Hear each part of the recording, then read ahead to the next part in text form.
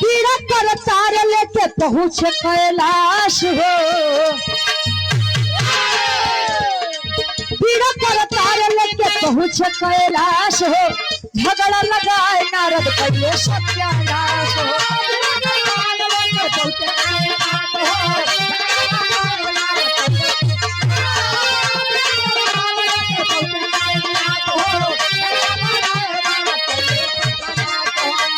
भोला से कहूँ जिन बाया नामा, भोला से कहूँ जिन बाया नामा, बात बोल गिर जाते शमला।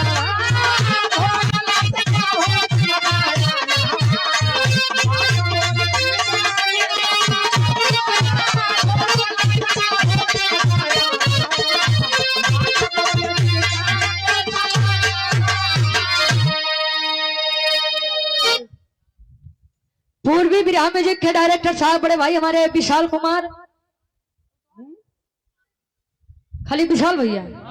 अच्छा, उन्होंने बेचारे बड़ा परेशान है आजकल, बुखार चढ़ गया बा। विशाल भाई के द्वारा 100 रुपया बहुत बहुत धन्यवाद। का में दिन उन्होंने चौना तरक्की होखा कहे बीड़ा कर तार लेके पहुंचे कैलाश हो, झगड़ा लगाई नारद पहले सत्यानाश हो। जहाँ नारद पहुंच जाए जहाँ लहुआ घाटा छोड़ फायदा नहीं बा। कहे माई कुल काम कैल हो लेकिन भगवान भोलेनाथ का एको बात पता नहीं लगे के चाहिए। कहे काहे उन्हीं तो हमार परमेश्वर है, उन्हीं से तो हम यार कैलाश पर्वत पे अगर उनके नहीं बताई तो हम नारद जाप कहा। कहन माई खाली जब तक काम न हो तब तक बात छुपाए रहू और ओकरे बाद बताए दू का दिक्कत बा। जान जाइए तब तू के रोक दे हैं हमरो कुल नाशय होई। भाई ठीक बेटवा जा तू न्योता बाटा।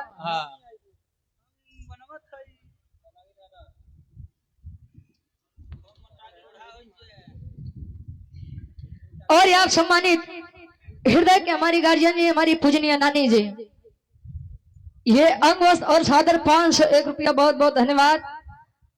नानी के गोर छे के पहली बार आशीर्वाद का चाह रहे कि बच्चे अपनी कला में कामयाब रहे। कब हो कुछ कहा भैया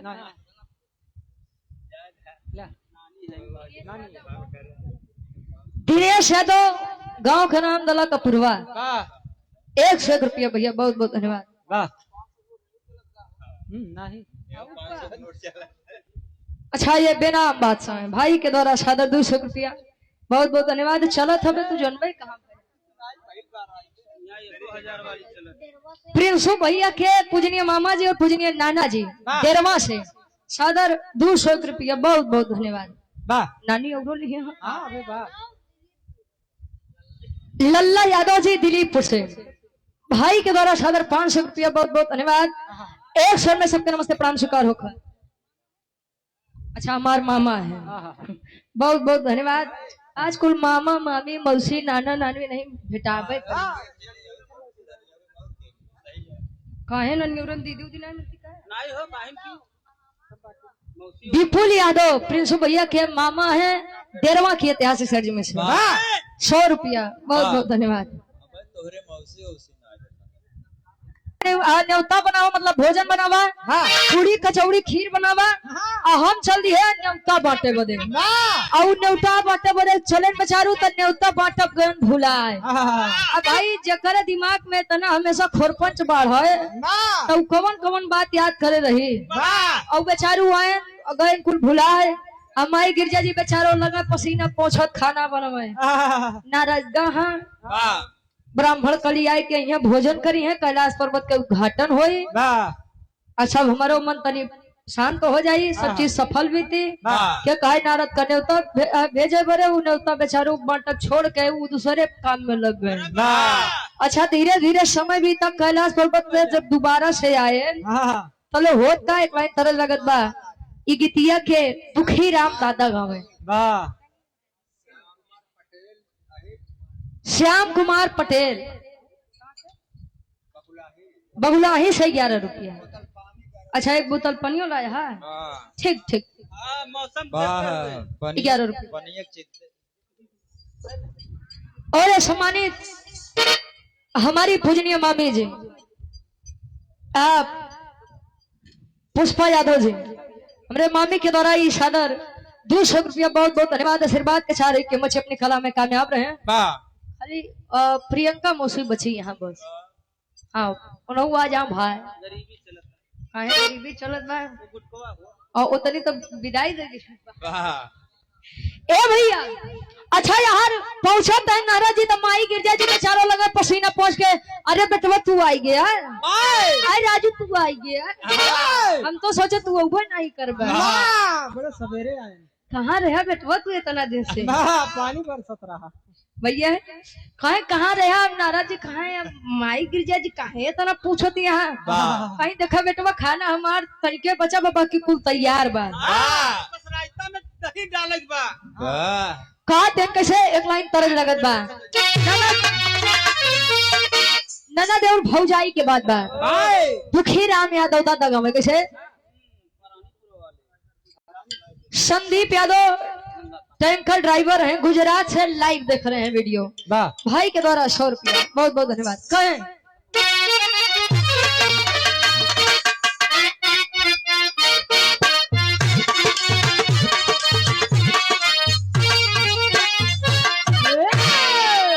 अरे टंगिया में टंगिया पहले सुन ले जाया अर्थ के अनर्थ मत कर जाया नहीं कहा कि अरे यार हुआ रही पता नहीं का उल्टा सीधा गावत रही दो अर्थी भाव बा बात का बतंगड़ नहीं बनाओ निशाना सही जगह लगावत जाए। और आप सम्मानित गार्जियन जी हमारी मौसी जी प्रियंका यादव जी जब नाम ले से तना फायदा बा नाम लेता अरे जान भाग का चाहता है मौसम ये आपके द्वारा सदर 500 रुपया बहुत बहुत धन्यवाद। मौसी मौसम आया है कि नहीं आया है अभी ही लगते उन्होंने भेज दे उन्होंने कम फाइनल हो जाए बराबर हो जाए।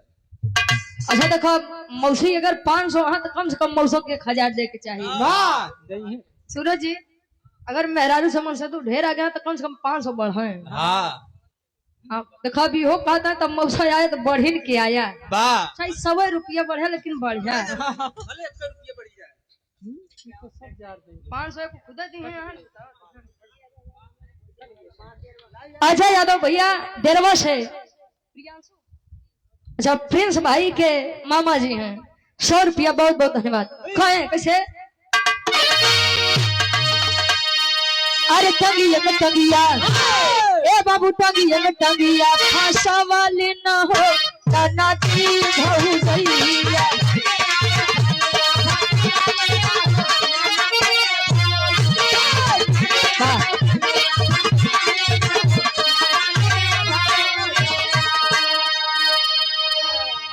अजय यादव पूरनपुर पठान से भाई के द्वारा 100 रुपया आशीर्वाद के चाह रही टंगिया में टंगिया फांसा वाली रे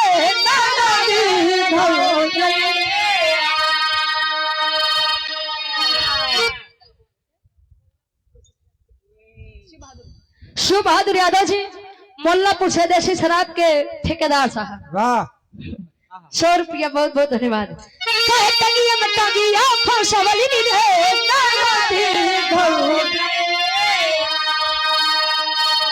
कहे ऊपर ऐसे डाल के ही लावाली न हो नदी भौजैया ऊपर ऐसे डाल के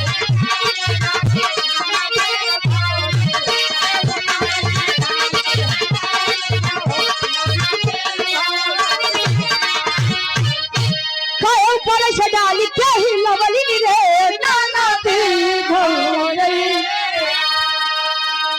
कहे माल सफेद गिरवली न हो नदी भौजैया माल सफेद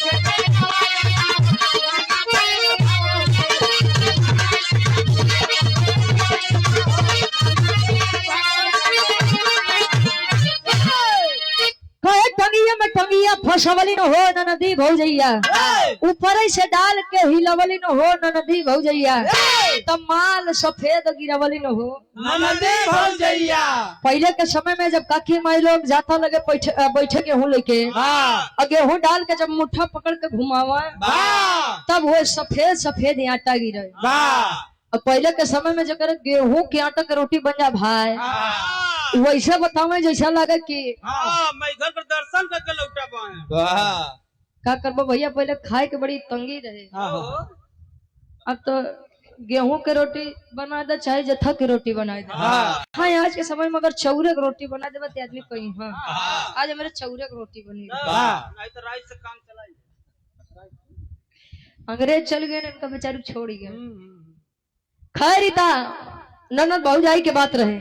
अब जब नारद जी के माई गिरजा जी देखत है ता गिरजा माई नारद से प्रश्न करत है। कौन प्रश्न? अरे नारद पहुँचे गिरजा के समानवा हो कहिए भनवा। नारद पहुँचे कहिए भनवा।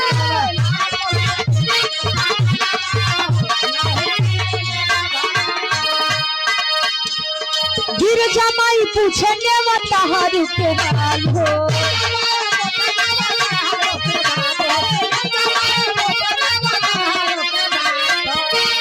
झगड़ा लगाए नारद कैले सत्यानाश हो।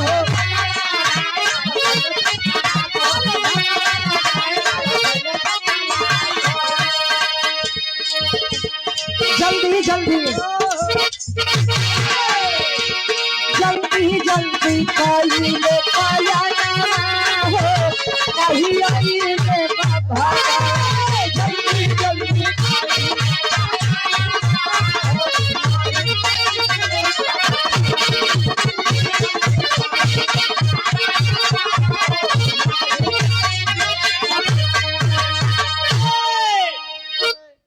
नारद जी पूछे माई गिरजा लगे कहे बेटा कुछ भी हो तू कैसनो हो लेकिन तू समय के बड़ा पक्का है। कहे मतलब माई कहे मतलब तार ने तारू 1 करोड़ के बाद छोड़ा एक आदमी नहीं दिखाते हैं और तू पहले पहुंच ही आया है। व्यवस्था देखा जाए। अब नारद जी लगे बेचारू पसीनिया पसीनिया। अरे मतलब पसीना आएगा पसीना ना काने कम सुनते। जब लगे बेचारू पसीना पोछे कहे लगत बाजारो कोनो खेला कह के करे का है कि माई खाली 5 मिनट और दे दे जब तोहार थोड़ा बहुत बचा हो के पूरा करे हम एक बार फिर से सबको सहेज के आवते। नारद चली आए बेचारू आए बीच जंगल में खड़ा है सोचत है कि 1 करोड़ के बाद छोड़ा एक ब्राह्मण के नौता नहीं दी है। अगर आज ब्राह्मण नहीं पहुंचे तो माई गिरजा भगवान भोलेनाथ हमका ऐसा बात सुनई है ऐसा बात सुनई है जान ला हम कबो जिंदगी में खेला खिलावे ला रहबे नहीं कर। अब हरे देखत है बीच जंगल में समुद्र के किनारे एक ऋषि संत आदमी खड़ा है पातर के छोड़ के है। जब देखत है तो वह टुकुर टुकुर खाली समुद्र के पानी ताकते हैं। नारद जी कहे कि ताकत तो ऐसे ना है कि जैसा लगता कि कुल यह बेचारू सुखी है। और जब बैठत है उस संत जी समुद्र के किनारे करत है का टेरी के भाव लगत बा।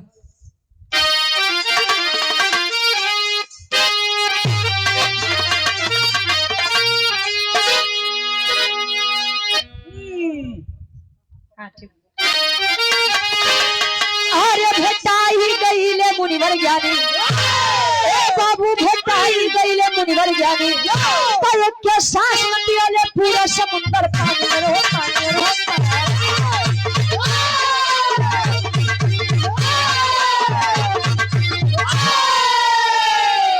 एक के सांस में पियाले पूरा समुद्र पानी भेटाई गईले मुनिवर ज्ञानी। देखो तो संत जी बैठे बैठे खाली अंजूरी लगाए के और एक के सांस में कुल समुद्र के पानी पी गए।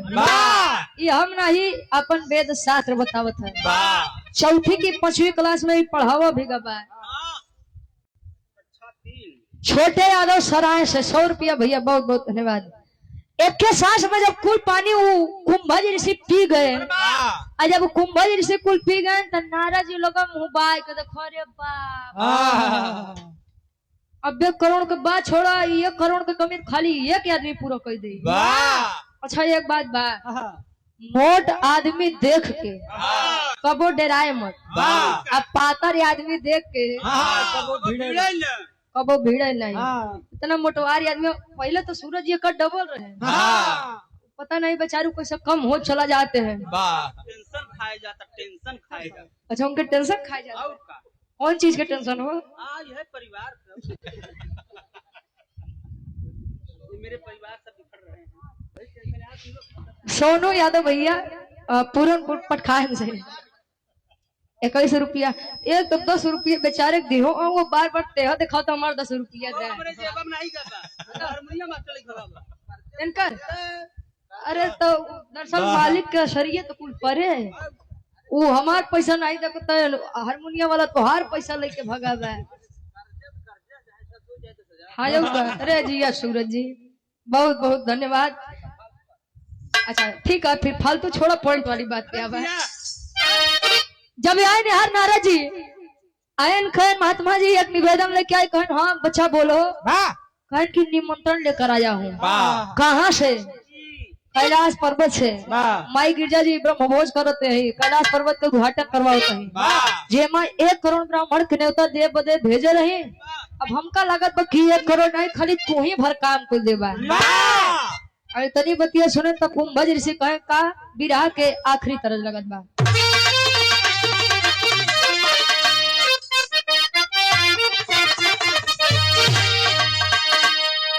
अरे आव चली धान रोप धनिया, ई सीजनी गीत बा। कर बिन भैया आजकल मेहरारून के डिमांड बा कि अगर खेत के काम करे तो जान ला बिना सोनारे के दुकानी से लौटे हम मानम नहीं। अच्छा इहो बात बड़ी अजब बा, बाबू के घरे अपने चाहे दिन रात खेते में जुटी रहा, ससुरे उतर मान सकते तना बड़ भाव जाए रे, हम तो कबो नहीं हरे खेत गई नहीं रहे। बाबू के घरे रोज चूल्हा खाना बने है, ससुरे में उतर मान जाला जल गैस सिलेंडर नहीं भरोगे तले हम भोजन नहीं देवे का जान ले। बर्तन में तुम्हारे हाथ करिया हो जाए, धुआं से मुंह करिया हो जाए। मतलब जेतना चीज रहा था केवल ससुरे आए के बाद मेहरारू दिखावत थे, सारी नवाबी खाली वो चीज के शिकार हमारे अरविंद भाई हैं। अच्छा इनकर बड़ी सही। आज भी इनके यहाँ चूल्हा खाना बनता है। अरे भैया भैया अरे ज्यादा तब तक तू जान ले भगवान भोलेनाथ के बात। अच्छा जब पहुंचा दुल्हा अपने दुल्हैया के समझावे के छे, अरे आव चली धान रोप धनिया, अरे धान रोप धनिया, अरे धान रोप धनिया, आव चली धान रोप धनिया, आव चली धान रोप धनिया, तारी माझी बरसत पनिया, आव चली धान रोप धनिया।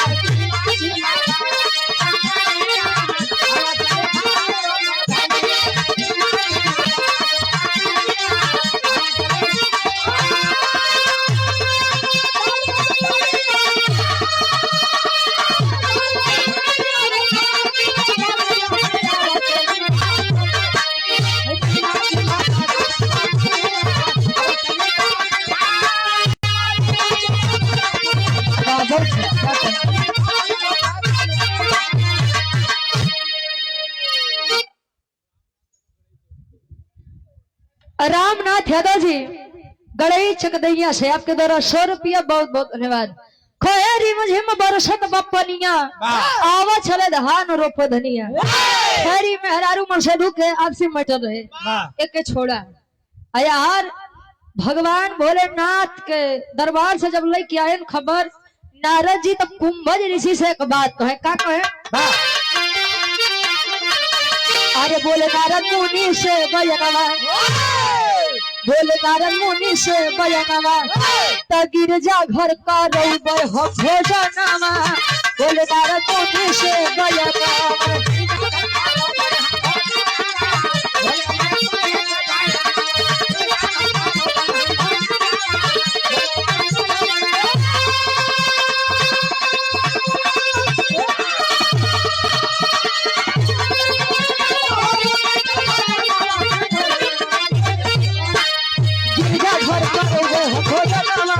बोले नारद मुनि से बयनवा।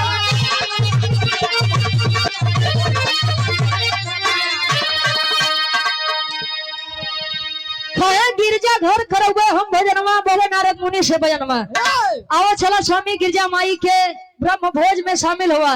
कहे बेटा नारद चल तो हम चली, लेकिन का तुहार माई हमार भर पेट भोजन करवाए पई हो। कहे राजू मनई है मानो है कि दानो है, आई कितना खाबे 1 करोड़ ब्राह्मण के भोजन बनाबा, आई कितना खाबे ज्यादा ज्यादा 10 लाख 20 लाख आदमी के खाबे, और कितना खाबे भोलेनाथ के नगरी से। इस सम्मान में ढेर सारा पुरस्कार, बहुत बहुत धन्यवाद। देखा इस ये स्पेशल चोरौआ वाले चड्ढी में डाला। कहे कि भगवान भोलेनाथ के मेहरारू के बात करत ही हम गौरा माई के बात करते ही आवा चला। कहे कि बेटा रुका, अब तो हम भर पेट पानी पिए, अब ओके पहले निकाली तब तो हम चली।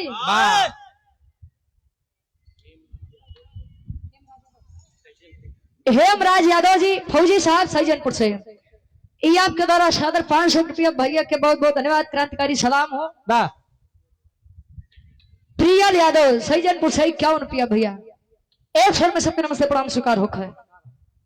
कहे कि अब जितना पानी हम पिए ही अब ओका बेटवा निकाले के परी। कहे खाली हमका 2 मिनट दा, जितना पिए पहले ओके निकाली पेट हमार खाली हो तब हम चलब।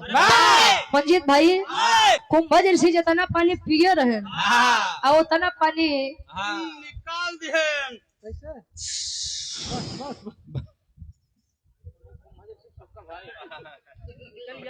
अच्छा अब आदमी पानी पिए बा प्यास लगे, आज अब लघु शंका लागी थे आदमी ओके निकारी। अच्छा लोग बताओ थे ना, अपन वेद शास्त्र बताओ था कि जब कुंभ ऋषि अपन लघु शंका मिटाए हैं तब से समुद्र के पानी खारा आवेला। नमक की पत्ती वही सब खा रहे हैं। अच्छा तू कौन नमक यूज करते हो? हम भैया नमक नहीं खाते, बिना नमक का भोजन करते हैं। अरे वाह, अरे जिया मजीद भाई देखा ये बेचारा नमक उमक से बड़ा दूर रहा था। नमक चीनी इकुल इनका जान काटे दौड़त था। 10 आदमी अगर बैठ जाए चाय के दुकानी पे तो लब से बोलियो भैया हमारे कम चीनी जिन डाले।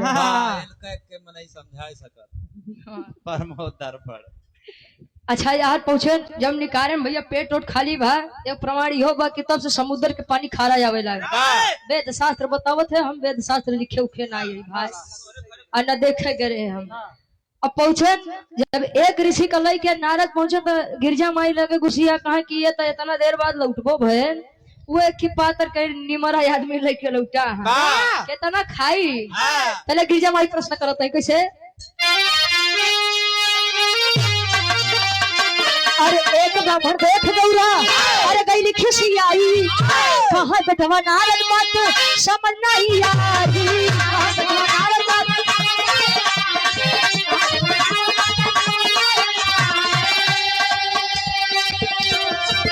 बोले नारद मुनि से बयानवा, बोले नारद मुनि से बयानवा, केहू ना देखा तबा समानवा।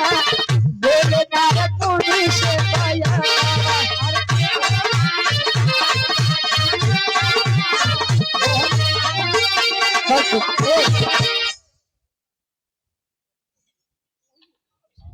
और हमारे बड़े भाई अभिषेक यादव जी महुली की ऐतिहासिक सरजमी से 100 रुपया बहुत बहुत धन्यवाद।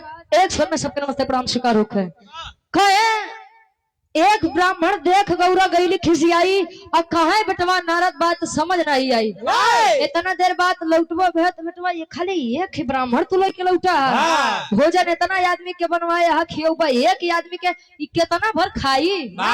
कहे माई तू खाली भोजन लेके आवा भाई तो का बतावे के नहीं परी कितना खाई। अच्छा एक पतरी में 2 कचौड़ी तनी के सब्जी लेके जब बहरे निकले तो कुंभा जैसे गुस्सियाई के उठ गए। कहे नारद तुम्हारा दिमाग खराब है, पागल हो गए हो, हमार बेइज्जती कराओ बदे हर लिया के आए हैं। तू कचौड़ी कहाँ जाई, ये तो खाली हमारे दांतन में अटक जाए।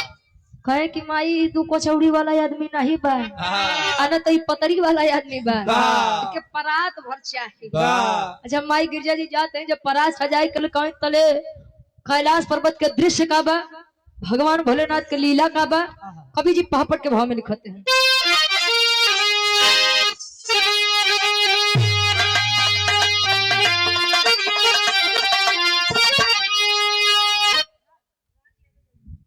यादव जमुआ के ऐतिहासिक सरजमी से भाई के द्वारा 51 रुपया बहुत बहुत धन्यवाद।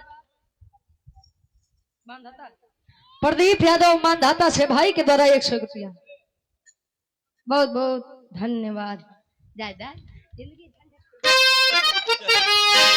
भाव लगत बा अरे खूब ऋषि करे जब भोजन मानवा व्याकुल बा अरे खूब ऋषि करे जब अरे भोजन मानवा व्याकुल बा त गिर जमाई सोचते ही छनवा मानवा व्याकुल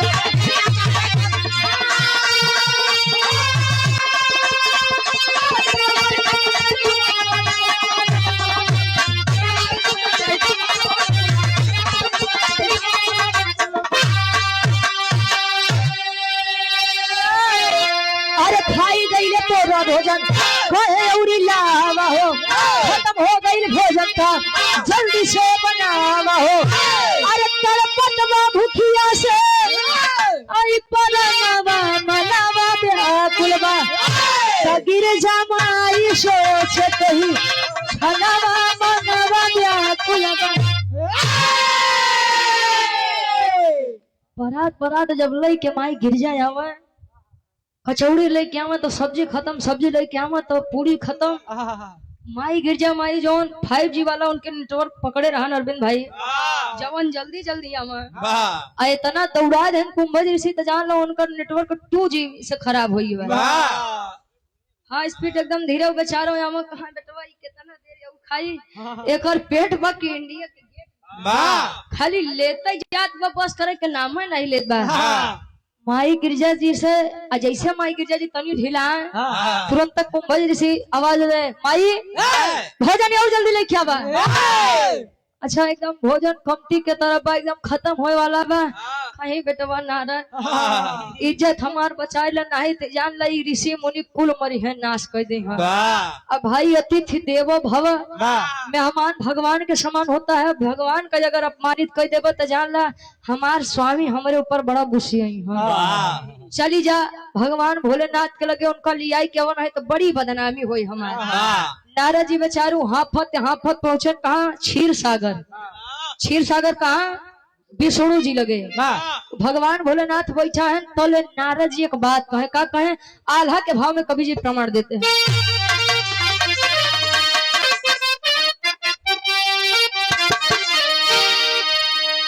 अरे हो ही अपमान तब सोच महारानी बाबू याद कर भोला के सुना मानला बोले भोले दानी खुद ही इज्जत संभाले आप नारद से कहे इज्जत लेता हो बच्चा तबले प्रभु विष्णु जी जोगी भेषवा में अइले बैठ कुंभज ऋषि को गली में जाए जल्दी से खाई के उठी के भोजनवा बाबू कहे लागे कुंभज सबके शर्म नहीं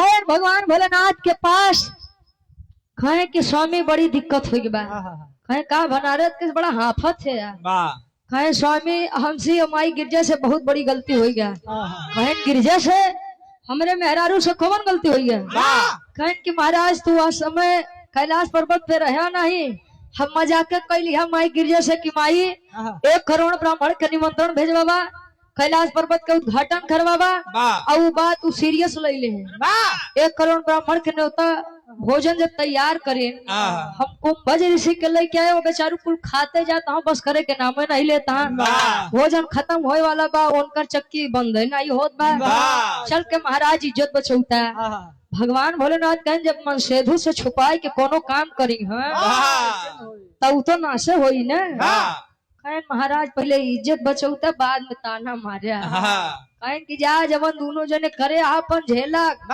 भोले भंडारी बाहर नहीं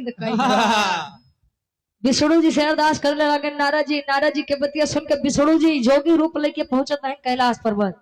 कैलाश पर्वत जब पहुंचे तो माई गिरजा जी और बटूर गई। भाई नारद तुहार दिमाग खराब बा, हम भेजे रहे भोलेनाथ तालाब बदे, तू एक ऋषि और लेके आई है, तू का चाहत है? इज्जतिया हमार कुल माटी में मिल जाओ। विष्णु जी कहन माई परेशान न हुआ, हम भाई बगली बैठे तन कुंभज ऋषि से भोजन कई के उठ गए। कहे यार महाराज, मतलब हम अब्बे आए, अब्बे हमार पेट भर गया, तू इतना देर से खाता है राजू, मानव है कि दानव है? अच्छा अब कुंभज ऋषि बेचारू शर्मा लगन की लागत बा गड़बड़ी ढेर होत बा। तले कुंभज ऋषि उठा तन कहा तन कब आखिरी भाव खड़ी के भाव लगत बा।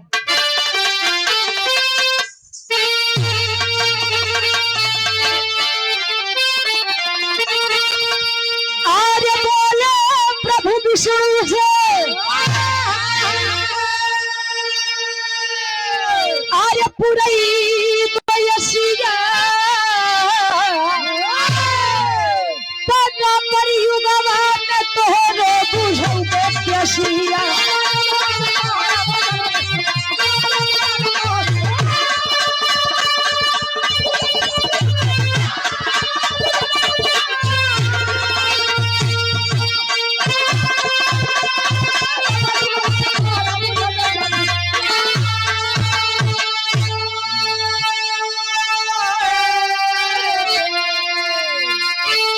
बोले प्रभु विष्णु पुरैबे असिया द्वापर युगवा में तोहरो बुझौबे पेसिया।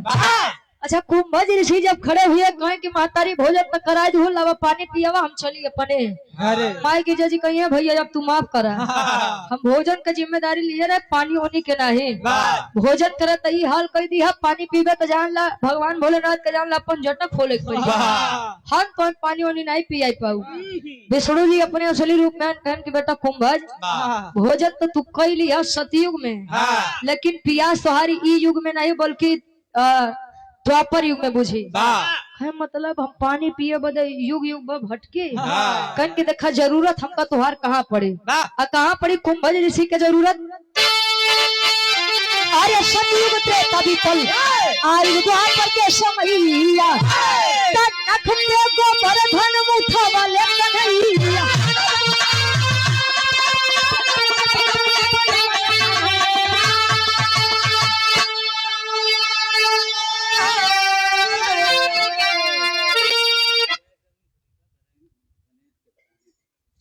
जय करण खलीफा यानी गुरु जी, गुरु गणेश के अखाड़े से यानी हमारे ये अखाड़े से गार्जियन जी के द्वारा इस भाव को सम्मान सादर 51 रुपया बहुत बहुत धन्यवाद।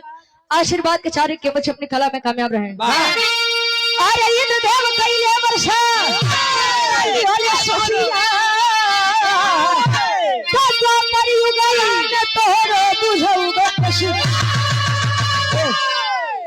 सतयुग बीता, त्रेता बीता, द्वापर में जब विष्णु जी भगवान कन्हैया के रूप लेके आए तो आप लोग जाना था कि गोकुलवासी इंद्रदेव के पूजा करत रहे। भगवान कन्हैया कहन महाराज इंद्रदेव के काहे पूजा करत है, वो तो अपन काम करत है, अगर पूजा करे के बाद तो गोवर्धन पर्वत के पूजा करा, जकरे छत्र छाया में गोकुलवासी जिंदगी बढ़िया से बितावते हैं। गोकुलवासी पहुंचे गोवर्धन पर्वत के पूजा करे बदे, और इंद्रदेव गुस्सिया के लगे मूसलाधार बारिश करे।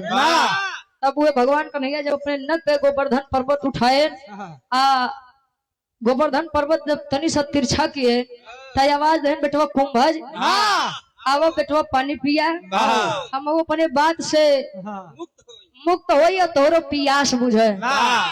लगाई के अंजूरी के पानी कुंभज ऋषि कुल पी गए। मेरे विराह के शीर्षक में गिरजा भोज। देखा वेद में भेद नहीं, भेद है विद्वानों में। वेद उठाई के देखबा तो बड़ा बड़ा छेद है। कहा जाता है कि जहाँ न पहुंचे रवि वहां पहुंचे कवि। कब भैया तो यहाँ बदे ढेर वेद में उलझे के नहीं चाहिए, नहीं तू उलझबा तो ऐसा उलझबा जैसा जलेबिया मुँह।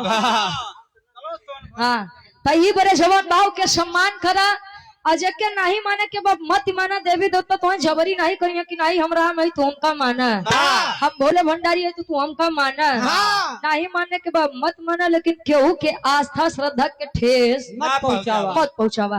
आखिरी में खानदान का परिचय बा। गुरु बिहारी गुरु गणेश गुरु रामलाल गुरकारी सर्व से छतिका कवि पच्छंगी बने पुजारी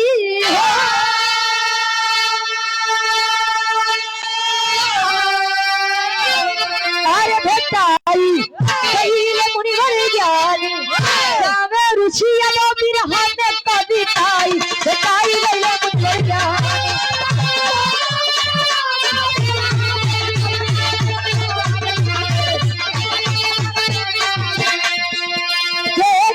संसार की हालत तेरे संसार की हालत क्या हो गई भगवान कितना बदल गया इंसान कितना बदल गया इंसान सूरज न बदला चांद न बदला सूरज न बदला चांद न बदला ना बताया सुना कितना बदल गया इंसान कितना बदल गया इंसान हो कितना बदल गया इंसान।